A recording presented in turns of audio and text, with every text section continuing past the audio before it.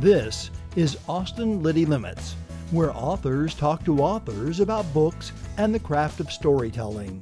Sponsored by Blue Ink Review, because typing the end is just the beginning.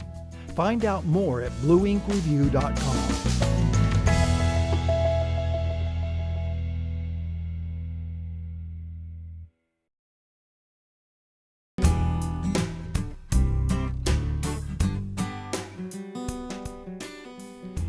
It Falls Gently All Around and Other Stories is a collection of 11 linked stories introducing Babby and Donnie. She is a 3 times divorced former call girl, and he is a sobriety-challenged trucker turned yogi.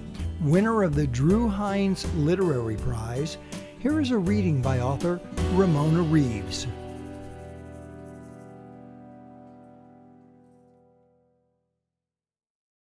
I'm Ramona Reeves, and I'm reading from It Falls Gently All Around and Other Stories. The story I'm reading from now is called The Right Side of the Dash. It's told through a character named Faye, who owns a truck stop where the 2 main characters, Donnie and Babby, have worked, and many of the other characters have worked there as well. After JD died, people told her that endings could be beginnings. Faye had toyed with selling her house or the truck stop. The only new beginning she'd seriously considered was changing churches. They had tried to stick her in the widow's Sunday school class, despite her telling them she felt more single than widowed. "It's hard being alone," Brett Samuels had said. "The widows look after one another." Faye had wanted to tell the Coppertone deacon that marrying JD at 18 and moving from one base to the next for 24 years was no dance around the maypole. Sometimes being with someone could be a lot harder than being without.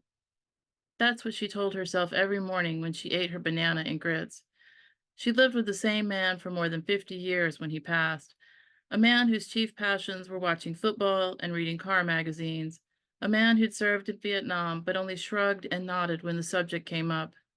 She would not deny she'd been in love with the young Marine who dreamt of seeing the world, and she supposed they had seen something of the world's military bases in Germany, Hawaii, and half a dozen states. But she was not alone then or now. She was 69 and single, not widowed. The difference was a question of attitude. The difference kept her sane. Endings were just endings, she'd decided. These thoughts had come naturally when the doorbell rang, and she found Brett Samuels standing on her porch. On the days when the wind blew north, and barely then, he might have been 35. His blonde ponytailed hair and ridiculous name didn't help matters. A year had not quite passed since JD's death, and she'd been busy scrubbing the fringe on her kitchen rug with a solution of soap and water and a stiffly bristled brush. Her day was busy and did not include well-meaning deacons. Her employees at the truck stop had insisted she take the day off, and she'd worked nearly every day since JD's passing. She'd already been to the bank and the grocery store and the post office, and after finishing the rug, she still needed to wipe the inside of her washing machine and dust the baseboards. When JD was around, she might have let these things go, but staying busy was more important than ever to show people she had no intention of letting herself go. She sat in the overstuffed leather chair so that Brett Samuels could not sit beside her on the sofa, but this caused him no distress that she could see. Undeterred by the hard bamboo floor, he knelt before her and placed a hand upon her good knee. "May we pray together?" Faye nodded because saying no would have been rude. The young man prayed for her comfort and JD's soul. He prayed for her health. He thanked the Lord for her presence and prayed for her place in his kingdom. But not once did he pray she might find her own happiness. Brett Samuels, with his smooth car salesman's hands and teenager's goatee, prayed a prayer that a young man such as himself might think an older woman wanted to hear. "I'm not going to keep bothering you," he said, "but you call me if you need me." From the yard, he shouted, "Keep it real."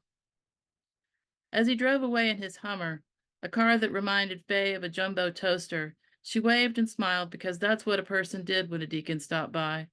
But she would not be calling Brett Samuels. She didn't need him mowing her lawn or fixing her toilet. She could do it or hire someone. It's not like she was helpless, not like so many of those old women in the widow's Sunday school class who couldn't pull, much less see their chin hairs.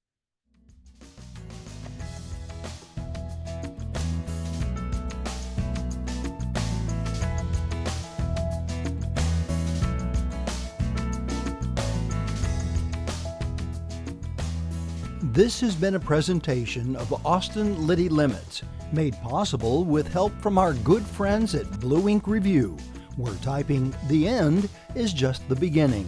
Find out more at blueinkreview.com.